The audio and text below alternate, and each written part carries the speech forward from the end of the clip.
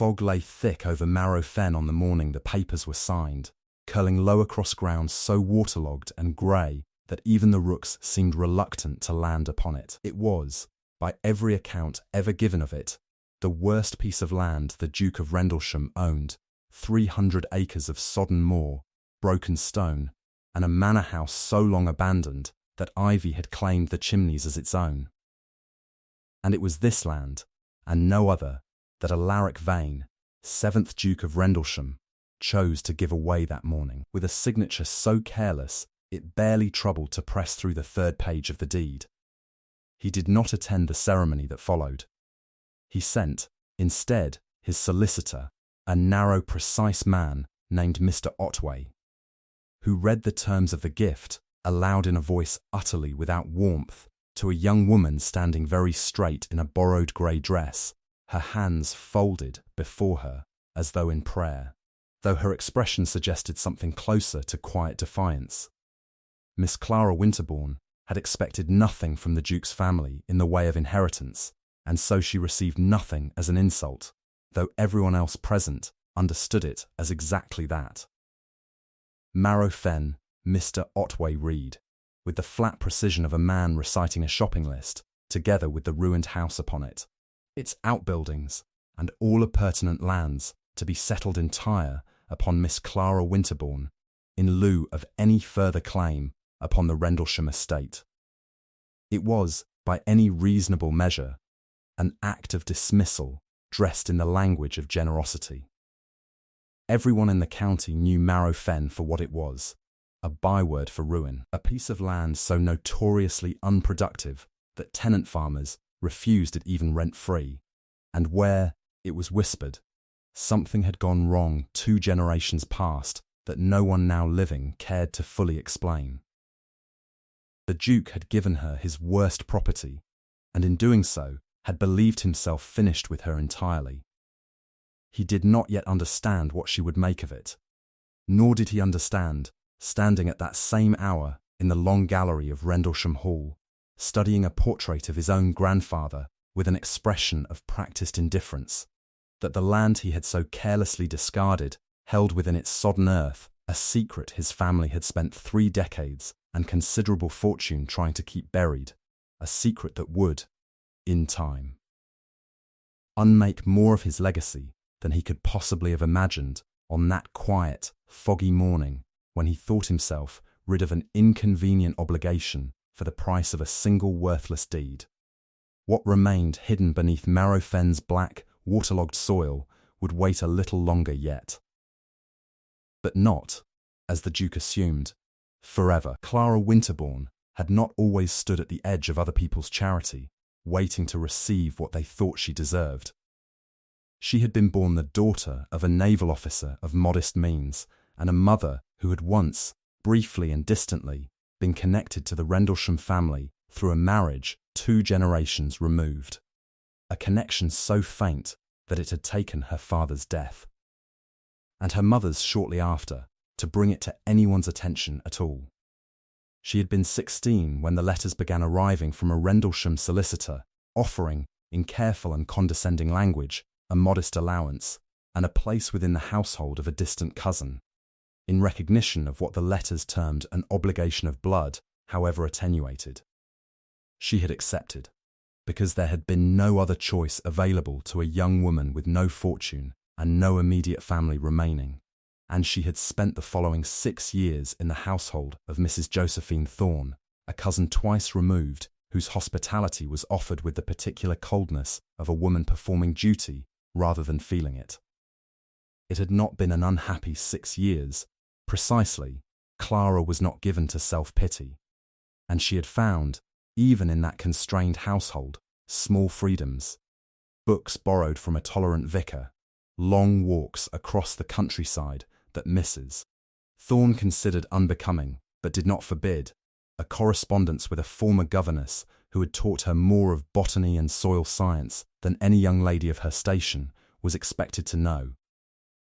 But it had been a life lived always at the edge of other people's patience, dependent upon a goodwill that could, and eventually did, run out.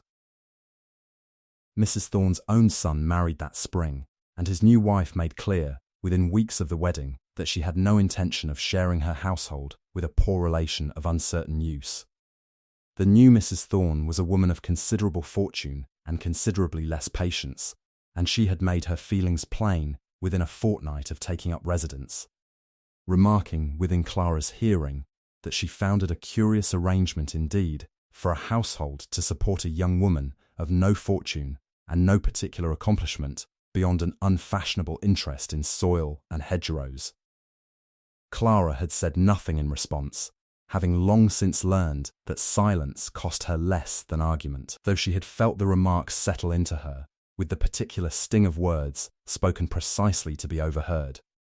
It was this pressure, communicated to the Rendlesham solicitors in letters Clara never saw but could easily imagine, that had produced the sudden, urgent settlement of her situation, and the Duke's decision, made with the brisk efficiency of a man clearing an unwanted item from his accounts, to grant her outright ownership of Marrow Fen, thereby discharging the family's obligation entirely and permanently. She had received the news of this decision not from the Duke himself, nor even from Mrs. Thorne, but from a brief, unsigned note left upon her breakfast tray one morning, informing her that a solicitor would call the following week to discuss a settlement of her circumstances. She had read the note twice, understanding at once, with the particular clarity of a woman long accustomed to reading between the careful lines of other people's charity, that whatever settlement awaited her would be offered not out of generosity, but out of a desire to be rid of an obligation grown tiresome. She had spent that week in a state of quiet, private dread, wondering whether she would be offered a modest annuity sufficient to secure a small cottage somewhere far from Rendlesham influence, or whether, as certain unkind remarks from Mrs. Thorne had already hinted, she might instead be steered toward a marriage of convenience with some minor clergyman or tradesman willing to overlook her lack of fortune in exchange for a connection, however distant, to a ducal family. She had resolved, in either case, to accept whatever was offered with outward grace, wapsie, whatever her private feelings, for she understood too well the precariousness of her position to indulge in the luxury of open refusal. She had not expected Marrow Fen. No one had expected Marrow Fen, least of all the solicitor who delivered the news, whose own faint discomfort in reading out the terms suggested that even he recognized the gift for the insult it plainly was. She had not wept when she received the news, though she had wanted to. She had understood, with the particular clarity of a woman who has spent years reading the true meaning behind polite language, precisely what the gift represented. It was not provision. It was disposal. She had gone to see the land herself 3 days after the papers were signed, travelling alone by hired cart along roads that grew narrower and more neglected the further she travelled from Rendlesham Hall, until at last the driver refused to go further, muttering something about the Fen's ill reputation, and left her to walk the final mile on foot, her boots sinking into ground that seemed to resent every step she took upon it. The house, when she reached it, stood exactly as described, windows broken, roof sagging at one corner, a garden entirely reclaimed by bramble and nettle. She had stood before it for a long while in the grey afternoon light, feeling the full weight of what she had been given, and what she had not. She did not yet understand that the very worthlessness of this land, the reputation that had kept it untenanted and unwanted for 30 years, had been carefully, deliberately cultivated by people who needed it to remain exactly as ruined and unremarkable as it appeared. The servants who remained at Marrow Fen were fewer even than the house's condition suggested might be sustainable. A single elderly caretaker named Abel Marsh, who had tended the empty grounds for a wage so small it barely justified the term, and his niece, a quiet young woman named Nan, who came twice weekly to air the rooms and sweep away the worst of the dust, though dust, in a house so long empty, seemed to regenerate itself with a persistence that mocked her efforts. It was Abel who greeted Clara upon her arrival, his weathered face registering neither surprise nor particular welcome, only the careful neutrality of a man who had learned, over many years, to keep his own counsel regarding the family that employed him. "You'll be the new mistress then," he said, and there was something in his tone, not quite a question, that suggested he had expected her arrival for some time, though no one had troubled to inform him precisely when it would occur. "I am Clara Winterbourne," she said. "And yes, this is my land now, it seems." Abel had looked at her for a long moment, his eyes, pale, watchful, moving across her face as though searching for some quality he had not expected to find. "Your land," he repeated slowly. "Well, I'll say this for the fen, miss. It's honest, in its way. Gives nothing it doesn't mean to give. But it's not so worthless as folk make out. Not if a person knows how to ask it properly." She had not understood, in that first conversation, what he meant by asking properly, nor why his voice had dropped, almost imperceptibly, when he spoke of the land's true nature. She understood only that here was a man who knew more of Marrow Fen than its reputation suggested, and that his knowledge, whatever its shape, had not been offered freely to anyone in a very long time. She took up residence in the 2 habitable rooms of the house that first week, sleeping beneath a roof that leaked in 3 places when the rain came, and rising each morning to survey land that everyone assured her would yield nothing but disappointment. She did not yet have a plan. She had only a stubborn refusal to accept, without investigation, the judgment that had been passed upon this place, a refusal born, perhaps, of 6 years spent being told, in various careful and unkind ways, exactly what she was worth, and finding, each time, that the world's estimate fell considerably short of her own. No one in the house spoke of what had happened here 30 years before, not directly, not in Clara's hearing. But she noticed, in those first weeks, small oddities that suggested the fen's ruin was not entirely the work of neglect and poor soil. Certain drainage ditches, clearly once carefully engineered, had been deliberately filled in rather than left to natural decay. A stone marker near the property's eastern boundary had been defaced so thoroughly that whatever inscription it once bore was now illegible. And in the attic of the house, beneath a collapsed section of roof that had let in years of rain, she found, among ruined furniture and mildewed linens, a single trunk that had somehow, against all odds, remained dry, its lock rusted shut, its surface marked with initials that were not her own family's, nor the Rendlesham crest, but a third name entirely, E.H. She did not yet understand whose initials these were, nor why a locked trunk bearing them should have been left, deliberately it seemed, in the one dry corner of an otherwise ruined attic. But she carried it down to her rooms that evening and resolved to open it as soon as she could find the means. The means arrived, as such things often do, through patience rather than force. It took Clara the better part of a fortnight, working with tools borrowed from Abel's modest collection, to finally coax the rusted lock into surrender, and when the trunk at last opened, its hinges groaning with the particular reluctance of something long undisturbed, she found within it, not treasure, as some romantic corner of her imagination had half hoped, but something considerably more valuable to a woman in her position: knowledge. The trunk contained the papers of a man named Edmund Hale, a land agent and amateur naturalist who had, according to the earliest dated documents, been employed by the Rendlesham estate some 35 years prior, specifically to survey and improve the very fenland Clara now owned.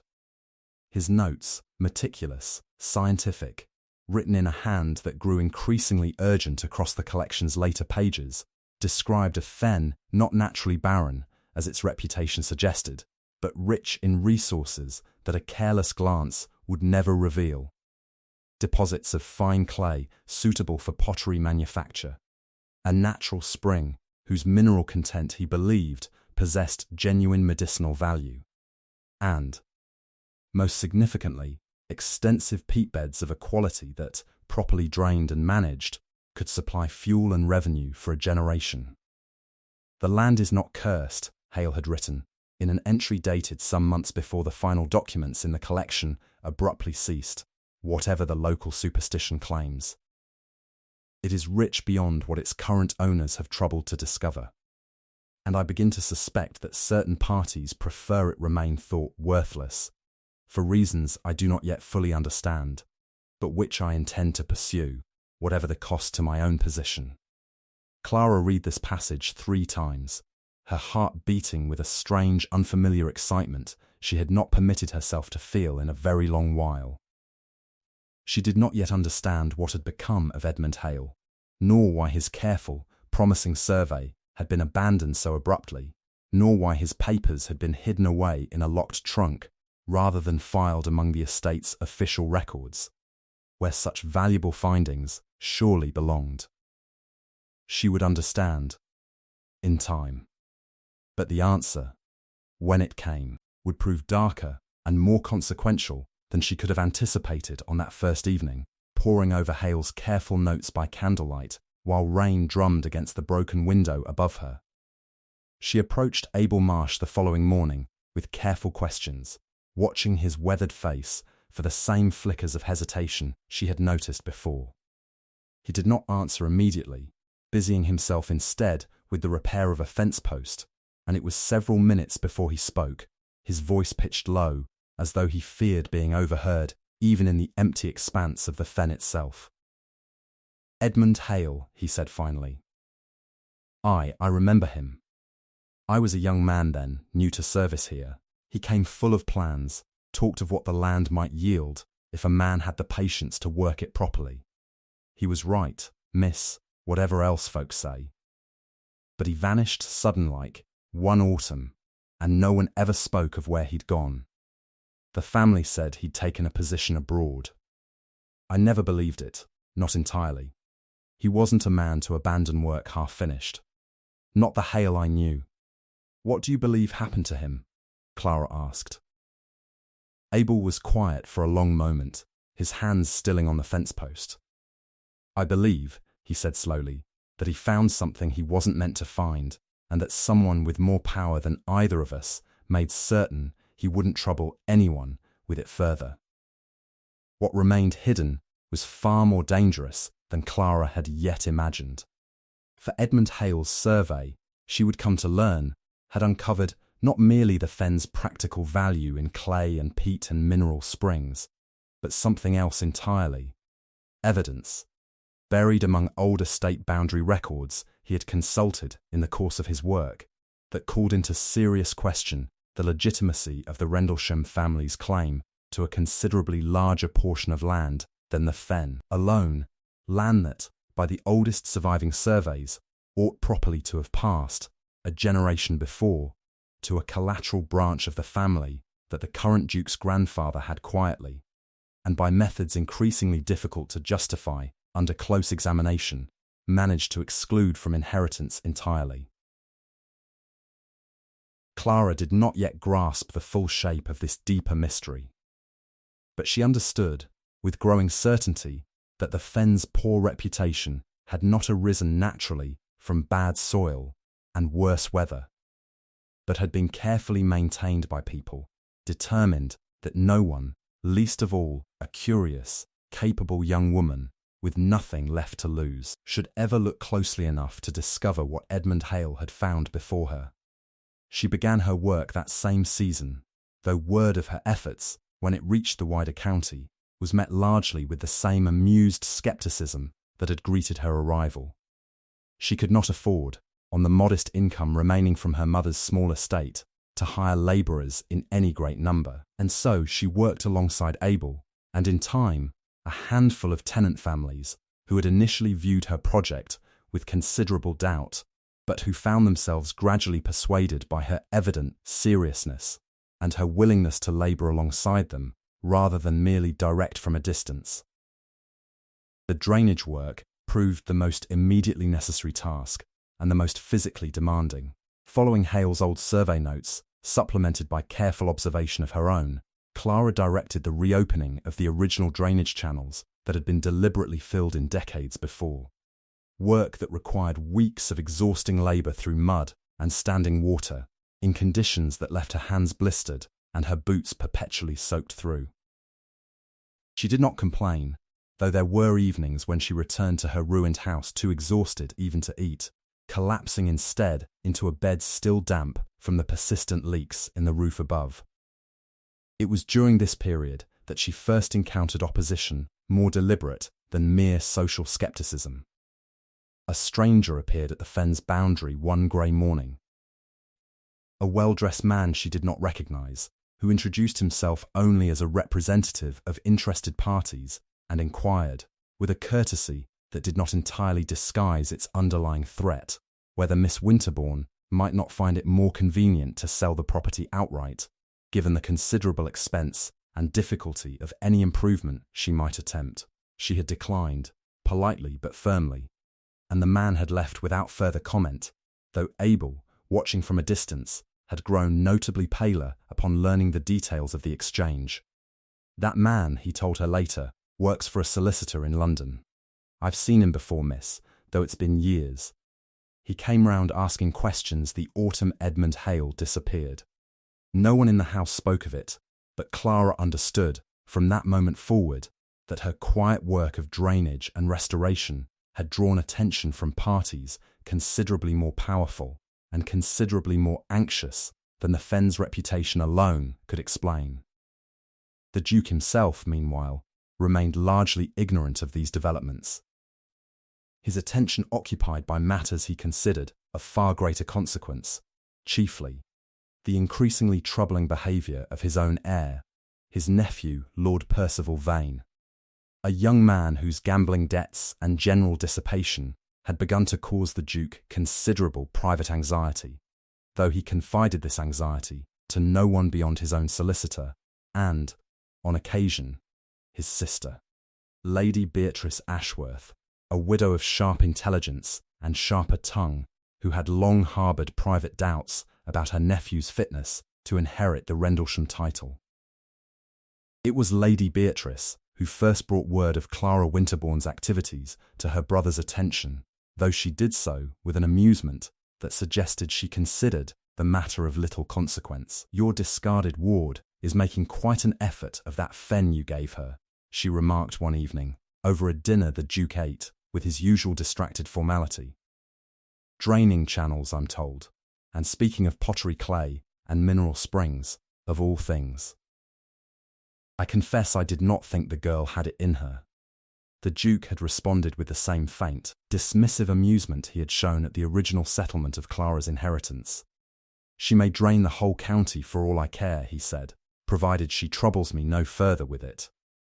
The land was worthless when I gave it to her, and I do not imagine 6 months of a young woman's labour will have changed that fundamental fact. He did not yet understand how thoroughly and how soon this assumption would be proven wrong, nor did he understand that his own sister's idle remark, delivered without particular malice, would prove to be the first small thread in a chain of events that would eventually unravel a secret his family had guarded for 30 years, at a cost he could not yet begin to calculate. The first tangible success came the following spring, when the reopened drainage channels, combined with careful management of the fen's natural water flow, revealed soil considerably richer than anyone but Edmund Hale had ever suspected.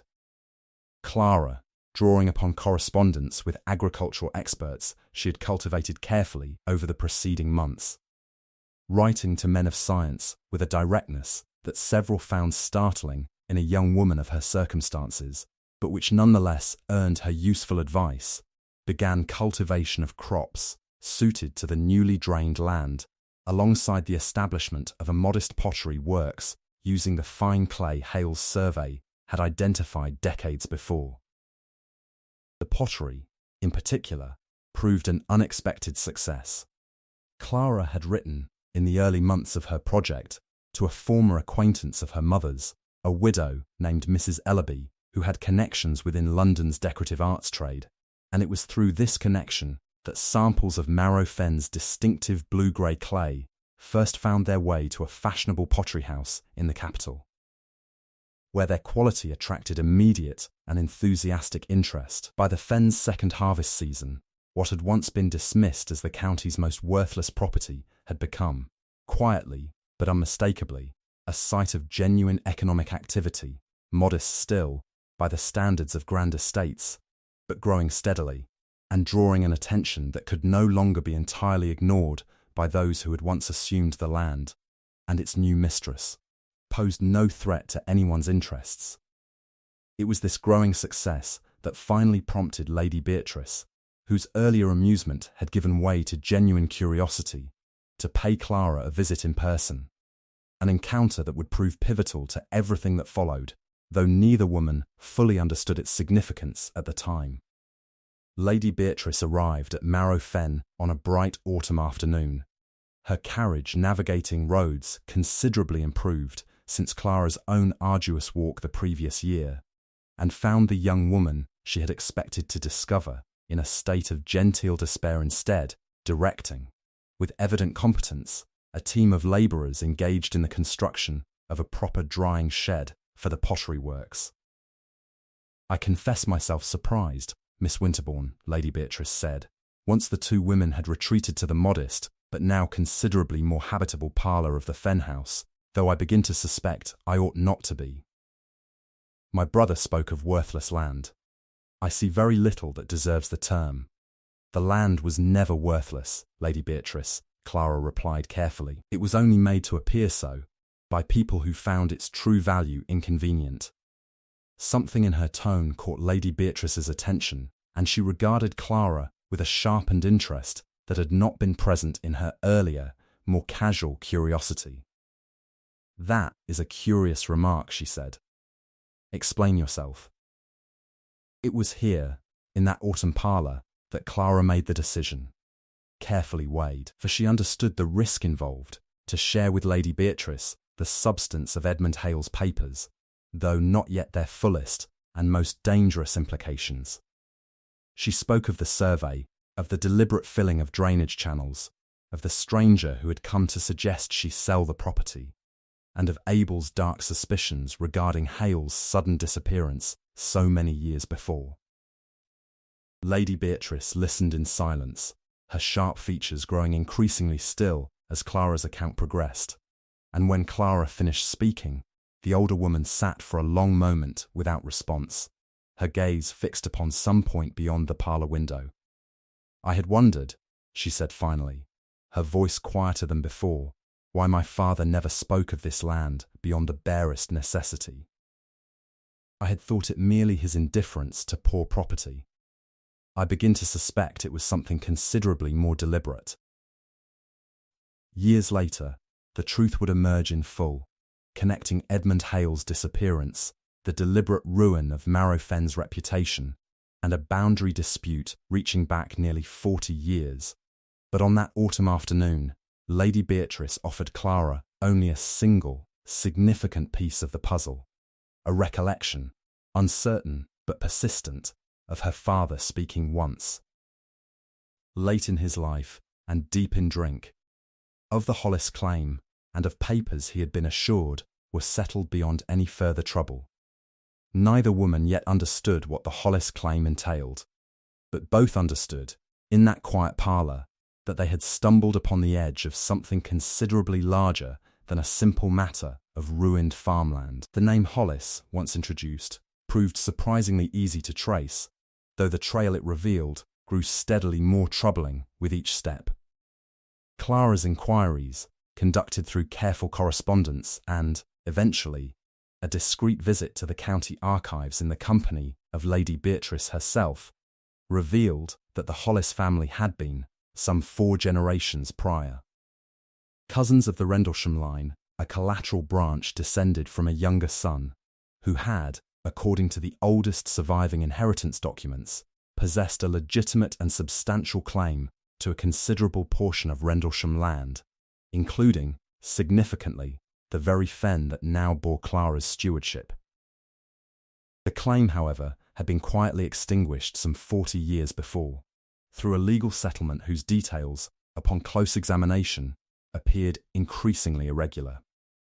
The last surviving Hollis heir, a young man named Thaddeus Hollis, had, according to official record, renounced his claim voluntarily in exchange for a modest cash settlement before departing for the colonies, where he was recorded, some years later, as having died without issue. It was Abel Marsh, once more, who provided the crucial thread that Clara's official records alone could not supply. Thaddeus Hollis, he said, when Clara mentioned the name, his weathered face creasing with the particular effort of dredging up a memory long suppressed. I remember him, miss, though I was younger than young at the time. He didn't leave willing, whatever the papers say. There was talk, quiet talk, that he'd been made to sign under considerable pressure, debts called in sudden like, threats against his family's remaining property. And Edmund Hale, Abel continued, his voice dropping further still. Edmund Hale found papers, miss, in the course of his survey work that showed the original Hollis claim had never been properly extinguished at all. The renunciation Thaddeus signed, he believed, had been obtained through fraud, and worse, he found evidence the family knew it. What remained hidden was far more dangerous than Clara had understood even an hour before.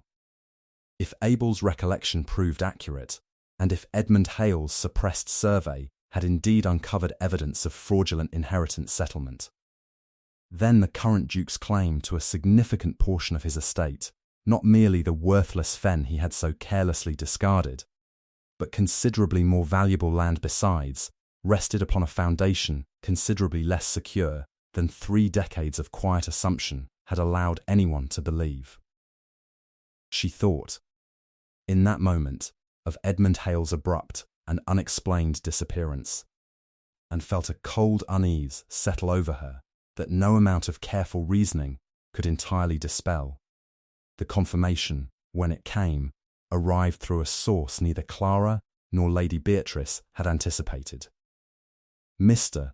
Otway, the Duke's own solicitor, the same narrow, precise man who had read aloud the terms of Clara's original inheritance with such flat indifference, approached Clara privately one afternoon, several weeks into her and Lady Beatrice's careful investigation, his manner considerably less composed than she had previously observed.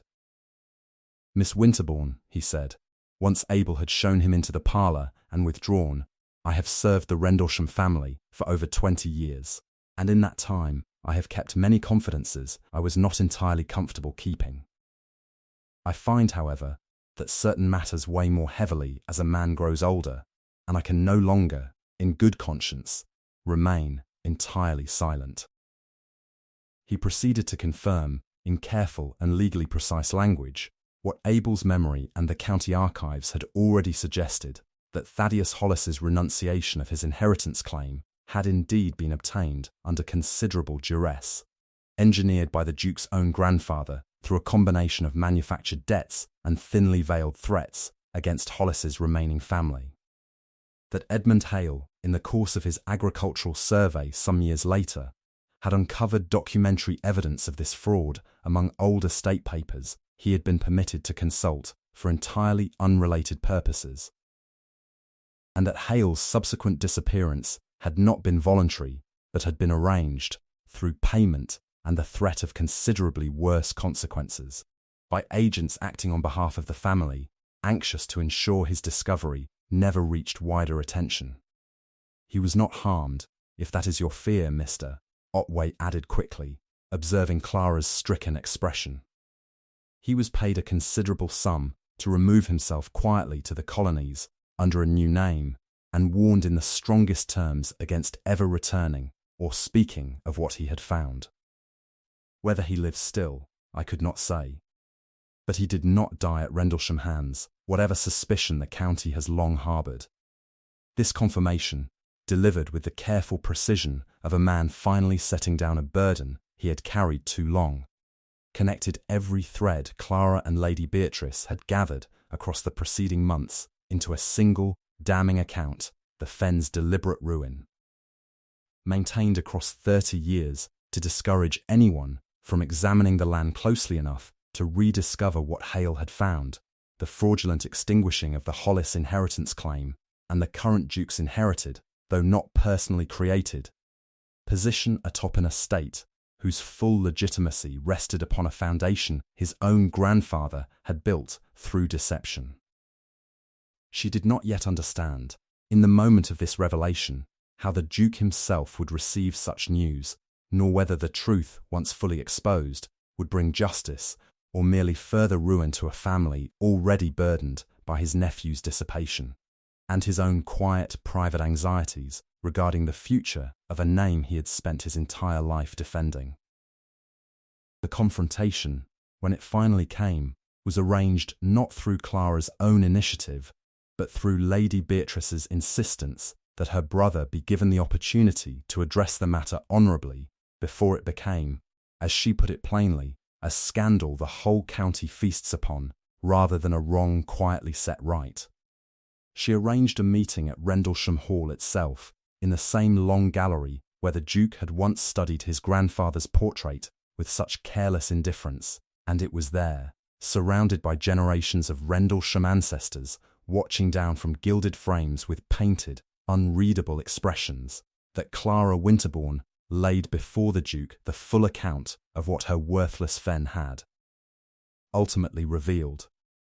He listened in a silence that stretched long past the point of comfort, his face, schooled throughout his life, to reveal nothing of genuine feeling, betraying, nonetheless, a series of small involuntary tightenings about the eyes and jaw that told Clara, more clearly than any words could have, the weight of what she described.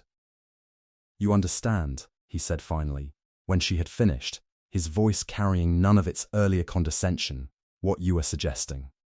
That my grandfather committed fraud against a rightful heir, that my family's claim to considerable portions of this estate rests upon foundations I cannot, in honest conscience, now defend." "I understand it fully, Your Grace," Clara replied. "I did not seek this discovery.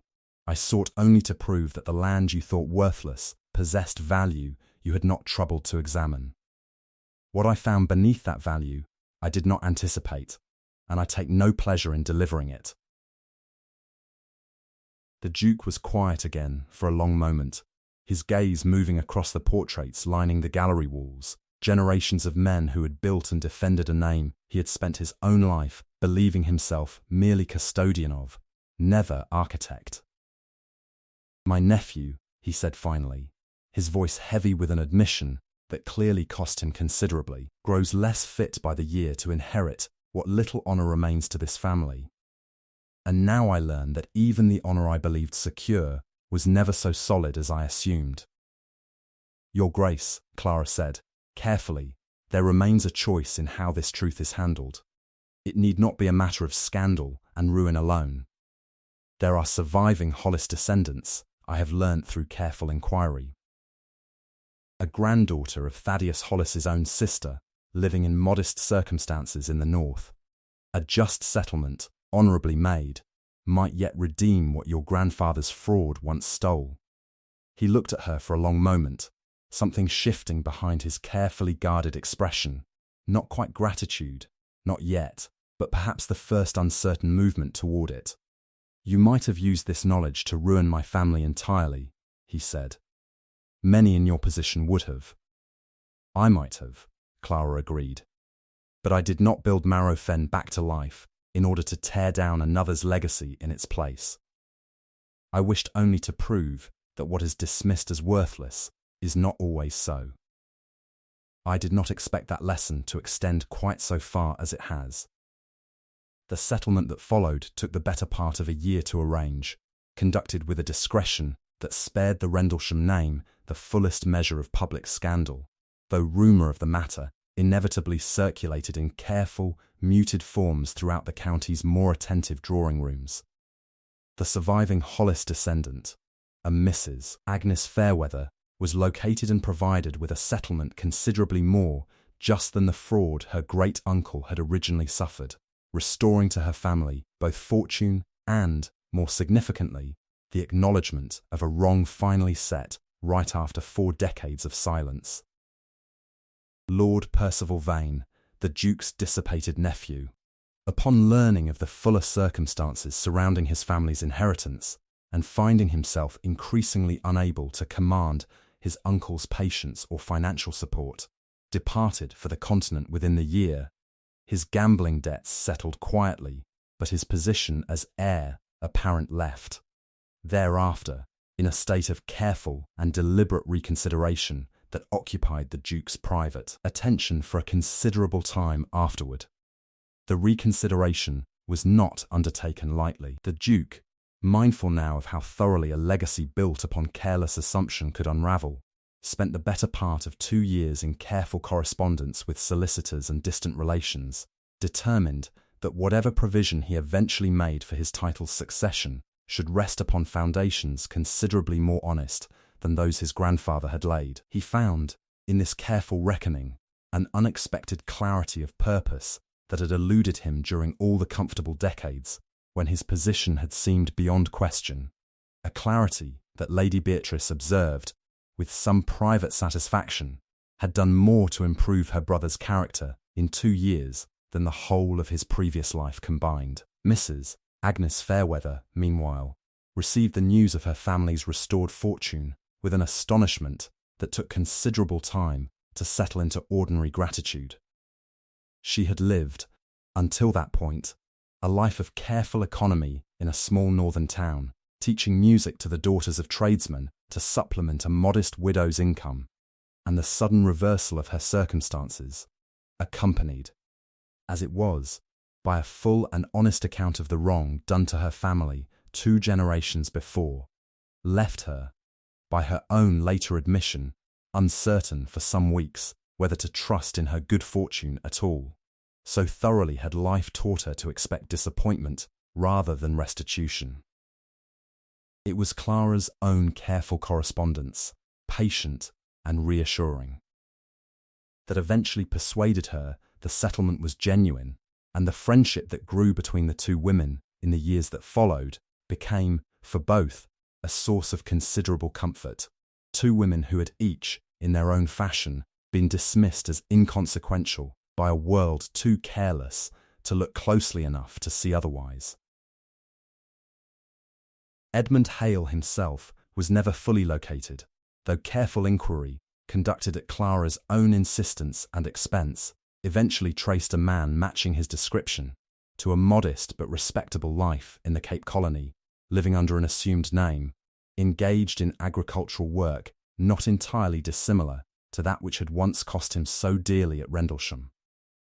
Whether he ever learned that his suppressed discoveries had, decades later, finally found their way into the light, history does not clearly record, though Clara took quiet satisfaction in arranging, through discreet correspondence, that a portion of the eventual Hollis settlement reach him as belated and anonymous acknowledgement of the truth he had once risked everything to uncover. Marrow Fen itself, meanwhile, continued its transformation from worthless liability into a modest but genuinely prosperous concern, its pottery works expanding steadily as demand for its distinctive clay grew, its drained fields yielding harvests that silenced, one by one, the skeptical voices that had once dismissed Clara's efforts as the foolish persistence of a young woman with nothing better to occupy her time. The mineral spring Edmund Hale had identified decades before was, in time, developed into a modest bathing establishment that drew visitors from as far as the county town, further securing the estate's growing reputation and revenue. The Duke, in the years that followed, found himself drawn back to Marrow Fen with a frequency that surprised even his own household, ostensibly to consult upon matters connected to the Hollis settlement and the broader question of his estate's legal footing, though it became increasingly apparent to Lady Beatrice, and indeed to most who observed the pattern of his visits, that his interest in the Fen's mistress extended considerably beyond questions of inheritance law. Clara, for her part, permitted this growing acquaintance to develop with the same careful, unhurried patience she had brought to every other aspect of her Fen's restoration, unwilling to surrender independence so hard won to sentiment she had not thoroughly examined. I built this from ruin, with my own labour. Your grace, she told him plainly, on an afternoon when he had come once more to walk the drained and thriving fields beside her. And I will not have it said, in years to come, that I owe its success to anything but my own persistence and Edmund Hale's forgotten wisdom. I would not have it said otherwise, the Duke replied, and there was in his voice, by then, a genuine warmth that would have seemed impossible to those who recalled his careless dismissal of her years before. I gave you my worst property, Miss Winterbourne, believing myself finished with an obligation I found inconvenient.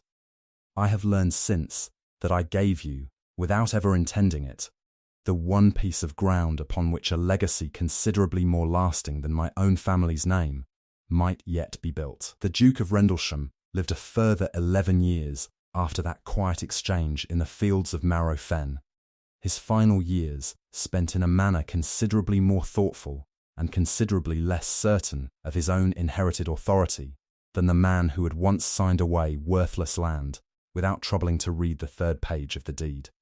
His title passed, upon his death, to a distant cousin, the dissipated Lord Percival, having permanently forfeited any claim to inheritance through his continued absence and disgrace, and it was widely remarked, in the years that followed, how thoroughly the Rendlesham name itself seemed to fade from the county's collective memory, its grand hall passing eventually into the hands of a family with no particular attachment to its history. Marrow Fen, by contrast, endured and grew long after the Rendlesham name had ceased to command any particular reverence. Clara Winterbourne, who in time became known throughout the county not by any title granted through marriage or inheritance, but simply and enduringly as the woman who had built a thriving estate from land everyone else had abandoned, lived to see her pottery works supply fine tableware to households across the country. Her drained and fertile fields feed generations of tenant families who had once doubted her, and her mineral spring draw visitors long after the Duke, who had so carelessly discarded the land, was himself. Little more than a fading portrait in a gallery few still troubled to visit. She never forgot Edmund Hale's careful notes, preserved always in a place of honour within the Fen House's small library, nor Abel Marsh's quiet loyalty, nor the courage it had taken Mr. Otway to finally set down a burden of silence carried for over 20 years. She spoke, in her later years, of the Fen not as a gift she had been given, but as a truth she had been permitted to uncover, a truth about land, and about herself, that no one's careless dismissal had ever been sufficient to erase. A story preserved in the quiet memory of an old English estate does not always announce, at its beginning, which names will endure and which will fade. But those who walked the thriving fields of Marrow Fen in later years, admiring drained soil that had once been dismissed as worthless swamp, understood, without needing to be told, that some legacies are not inherited at all, but built, patiently, stubbornly, one drained furrow and one uncovered truth at a time, by those the world had least expected to build them, and that such legacies, unlike the grandest of titles, have a way of outlasting even the proudest names that once thought themselves untouchable. Visitors to the Fen in later decades, arriving to take the waters at the small bathing house or to purchase pottery bearing the distinctive blue-grey glaze that had by then become known throughout the country, rarely troubled themselves to ask who had first thought to drain the sodden ground beneath their feet, or whose careful. Stubborn labour had transformed a byword for ruin into a place of quiet, enduring prosperity. This did not trouble Clara, in her later years, so much as it might once have troubled the anxious young woman who had walked that final muddy mile alone, carrying nothing but a borrowed cart's abandonment and a stranger's careless dismissal for company. She had not built Marrow Fen to be remembered, though remembered it was in the particular way that solid, useful things are remembered, not through grand monuments or painted portraits in gilded galleries, but through the simple, continuing fact of their usefulness, season after season, to those who came after. she kept until the end of her days. Edmund Hale's original survey notes upon her writing desk, their pages grown fragile with age, but their ink still legible, still carrying across the decades the urgent, hopeful voice of a man who had believed, against all prevailing wisdom, that worthless ground might yet be persuaded to yield something of value, if only someone possessed the patience to ask it properly. She had asked, in the end, and the fen had answered, in its slow and honest fashion, exactly as Abel Marsh had once promised it would.